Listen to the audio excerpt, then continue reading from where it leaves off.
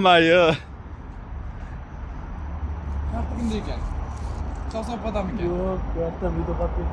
Birinchi marta kartamni sikibdi. Chiqdimi endi? Qanaqa chiqqaman? Hozir men kimdan pul olaman? Iflos. Sotamiz. Jinni. Sotamiz sana. Opayam yo'q. Oladiganlar sразу lich. 15 mingga sotamiz. A few moments later. Oling bu yerda. 15 mingga chiqib olmadi. Sotichni 12 alamda o'zim yapman. Alam. Bugun mana Astanovkada qolamiz bugun mana. Bu $50 xuddi o'zi aslida. Buni qo'ydim. Afshin, ishqabling, gaplashing. Siz Amerikadan, Nyu-Yorkdan zakaz qilganman. Fon, takoy fonlarda ketadi-yu xudduk. Dur, sotilmadi, yedi.